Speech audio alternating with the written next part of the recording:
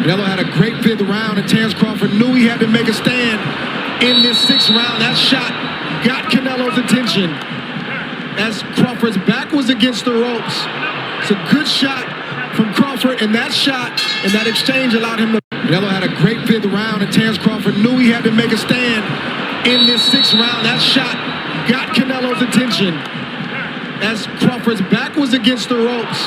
It's a good shot from Crawford, and that shot and that exchange allowed him to... Canelo had a great 5th round, and Terence Crawford knew he had to make a stand in this 6th round. That shot got Canelo's attention as Crawford's back was against the ropes.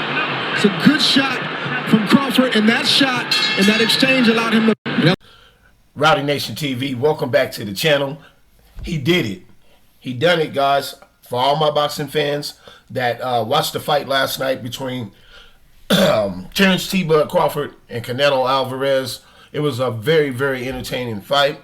And for the build-up to this fight, a lot of people said that Terence Crawford would not be able to handle the pressure from Canelo Alvarez.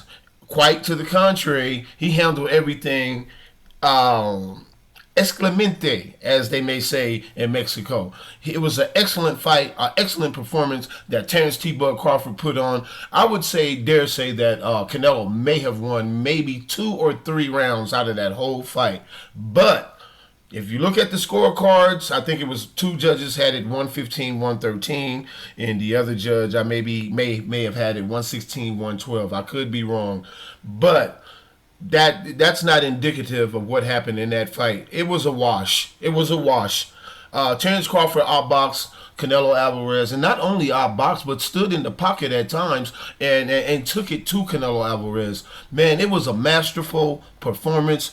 Terence T. Bud Crawford, I would say now, is the best boxer to ever lace up a pair of gloves. I would have to say that, man, because undisputed in 3 different weight classes in the 4-belt era. First man to do it in boxing history. So we got to give him his flowers, man. Terence T. Bud Crawford, he's the best fighter in the world. #1 pound for pound. I don't want to hear nothing about Inoue, Usyk. Inoue, respect to both of those guys. I have much, especially Usyk. Usyk is my guy. I don't really get to watch a lot of fights from Inoue because he always fight. He fought today. Matter of fact, he fought earlier this morning, and I think it was a knockout, but I'm not sure who won because he fought. By the time we get to see the fight, it's like 4 o'clock in the morning, and I'm, hey, I just went to bed at 1 o'clock from the fight last night, so I had to get some rest, so I couldn't stay up to try to find the Inoue fight. But nevertheless, Terence Crawford is #1 pound for pound fighter in the world, the best boxer to ever lace up a pair of gloves, and I don't want to hear nothing. Now, let's get to all the haters and the doubters, right? And there's a difference between doubting someone because he had to move up 2 weight classes, right? But to say that this man had no chance at all, he's already been undisputed in 2 different weight classes. People were saying that this man was going to get hurt, that it would be over by the 6th round. What happened to that? Yeah, it was over by the 6th or 7th round for Canelo Alvarez. And let me tell you why I say that, because like in the 6th or the 7th round, at the end of one of those rounds, if you look at it, Terence T. Bud Crawford, before they broke away and the round ended, he gave that look to Canelo. He gave him a look like, I got him. I got him. This was like in the 6th or the 7th round. And when he gave that look, it was over, bro. By the 6th or the 7th round, that fight was already determined who was going to be the winner. By the 6th or 7th round, he had already figured him out. We know that Terence T. Bud Crawford is like a computer. He downloads the information in the first 1, 2, 3, 4 rounds, and then after that, bro, he's already, if you keep the same combinations, he's gonna catch on to that, man. If you keep that wide hook that Canelo Crawford always throw, he caught on to that, bro. That wasn't doing nothing. I thought that he was going to beat up his arms, hit him a lot on his. He didn't play that game, man. He had for everything that Canelo could throw at Terence T. Bud Crawford, he had an answer for everything, guys. I swear to God, I think Canelo I'm being generous, may have won 3 rounds. May have won 3 rounds. If you guys didn't watch that fight, you missed a masterful performance. It's the fight that you should. A lot of people, I believe this is going to be the most watched fight, championship watched fight in boxing history because it was on Netflix. And so many people already have Netflix, right? So if you didn't know who Terrence T. Bud Crawford was, and that was a lot of things, he wasn't really very popular in his earlier career. But after tonight and after that performance, I think everybody in boxing should know who Terrence T. Bud Crawford, and everybody should know, man. Now, Abel Sanchez, the coach of Triple G, Gennady Golovkin, he was one of the guys who kind of rubbed me the wrong way. He just said he thought that, and you know why? I know why he did this, because his guy never got the win. His guy could never get over that hurdle to beat Canelo Alvarez, and everybody thought that he was the only guy out there who had a real shot at beating Canelo Alvarez. But Abel Sanchez. Where is he at? I want to hear an interview with him now after the fact. Now, he was so adamant that Bud didn't have a chance. He was so adamant that Bud would lose this fight. Now, 24 hours after the fact, or after the fight is over, I'm anxious to see what this man has to say, because he's not a doubter. He was a hater when it came to him. Yeah, I could just see it in him, when he was talking about it. He acted like Terrence Bud Crawford wasn't who he is. Terrence Bud Crawford is the GOAT. And this man sit up here and try to act like he was about to get, like Canelo Alvarez was about to put him out on a stretcher. Do you know boxing? You're a trainer. I watch boxing. I'm just a boxing fan. Now, I said to myself, and I told everybody, if Jermell Charlo can go the distance with Canelo Alvarez, surely Bud can go the difference. Even if he say Bud didn't even want to step to him and didn't want to fight, which is not in his nature. He would never do that. But if he wanted to just go the distance, just like the William Skull did in the last fight, he could do that. You trying to say he don't have enough talent where he can't even go the distance? Where he couldn't even run if he wanted to? Y'all said he was going to run. But what did he say? Bud said, I'm going to run right upside his head. And that's exactly what he did. I'm anxious to hear from all these people who doubted Bud before the fight, and some of them, I understand, because you're moving up 2 weight classes, man. That's a hell of a feat to do.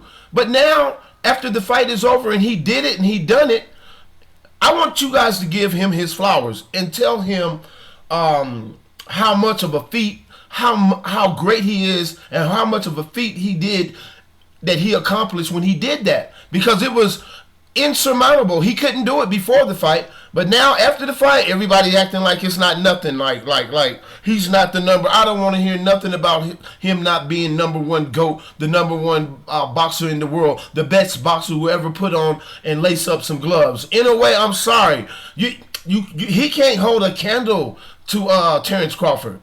You know what I mean? Now, if you guys want to talk about a rematch, hey, the rematch is in the money. And if Bud is up for a rematch, then I think he should get the bulk of the money the next time around. He should be the one who get the 70-30 or the 60-40. Because everybody know who Terrence T. Bud Crawford is now, right? Hate it or love it, he's the number 1 fighter in the world. And I got to give him his flowers, man. Excellent performance last night. Man, it gets no better than that. A lot of people say that if Canelo was to lose this fight to a smaller fighter, that his career would be over. That no, correct. Canelo, even before these 2 guys jumped in the ring, man, their careers were already cemented. They were already first ballot Hall of Famers before this fight. Now that they took this fight, man, respect to both men for even taking the fight. A lot of people said they didn't want to see this fight, but after tonight, a lot of people said they didn't want to see the fight because they thought that it was impossible for Terrence Bud Crawford to do what he did. This man is different. He told Canelo that. He goes, I'm different. Canelo said, no, you no different. You no different. You just like the rest. You no different. Bush, man, I bet he don't feel that way today, right? You're no different. You're not, no, you're no different. No, yes, he is different, sir. And I bet you today, if you talk to Canelo today, he will tell you Terrence Crawford is different. He different. And like Bud said at the end of the fight, man, this is God's plan. Sometimes you can't you can't disturb what God got for somebody, right? If God got that for Bud, he got that for Bud. No matter, like Bud said, y'all can't fight for him. Y'all booed y'all booed Bud so much on that fight. That's that, I understand, because Canelo's your man. Y'all booed Bud, but I just wanna, if you're a Mexican fan, a Canelo fan, leave me a comment out there and tell me what you think about the fight. Okay, you know what I'm saying? I have no gripes against Canelo. Canelo is a very, very good fighter. He was the face of boxing for years and years and years. And like I told people at my job, I said, man, I say karma is a mug, bro, before the simple fact that, to be honest with you, Benavidez should have had that fight, and for what reason, I don't know why Canelo did not. Was maybe he just didn't have the confidence to think that he could beat Benavidez. But he turned from Benavidez and accepted the fight with Crawford, not knowing that he done went from the skillet to the fire. You know what I mean? He done went and turned to a little dude that got dynamite in his hands, right? Not knowing that you think you're just going to bully this dude. You think you're just going to walk this man down. That's been your style for the last umpteen years, man. This man has sit back and been calling for this fight for 2 years. He sit back and he watched you and he seen you. He studied you. Man, this dude is smart, man. This dude is smart, man, and sometimes, like I tell people, it's a disservice when you get to a point in your boxing career and you start hand-picking your opponents. Because when you hand-pick your opponents and you come around a real one, because one day that money might make you be, now I want to hand-pick this one. Netflix offering all this money for me to fight a real one. I'm going to go ahead and take it, even though I've been fighting these cans, right? I've been fighting tomato cans for the last umpteen something, right? So now I'm finna fight this real one, and you're not really where you're supposed to be, right? Because you've been handpicking all these B-level opponents, right? And now you got somebody who's different. He different. No, you know different. Yes, he is. He different. Man, shouts out to both fighters, man. It was a great night of boxing. It was like one of the best performances I've seen in a long, long time. That's why I try to tell you, man, it's more like the sweet science of boxing versus Mexican-style boxing. Sometimes the Mexican-style boxers win. You know, the Mexican people really support their boxers, and there are really good boxers in the Mexican people have really good boxers that come out of Mexico for years and years. You know, it's always been like a little black and brown rivalry, but that's fine, man, because that's how the sport grows, bro. That's how it grows, man, when you test yourself, right? And that's what Bud did. Bud moved up and tested himself, man. Bud says, I'm the greatest fighter in the world, the #1 pound-for-pound fighter in the world. And for me to do that, I got to test myself. I have to go up in 2 weight classes. I got to go 2 weight classes, almost 3. He only had 1 fight at 154. And then he moved up 2 more weight classes. Didn't ask for anything. And like I told people, that's a scary dude, man. When a person says, yeah, I'm coming for what you got, you ain't got to do nothing. You ain't got to, no rehydration clause. We ain't got to meet. We ain't got to negotiate the weight. I want what you got. And what you got is at 168. And I'm coming up and I'm just taking the fight. I don't care about nothing else. I don't need you to take, you do you. I'm not asking for no concessions. And that's what's scary, man, when you got a man like that, man. That man said, I want what you got and I'm here to take it. That's exactly what Bud said. That's exactly what he said. And that's exactly what he did. Rowdy Nation TV, click that like button, subscribe to the channel, hit the notification bell so anytime I drop a video, you can check it out. I'm out.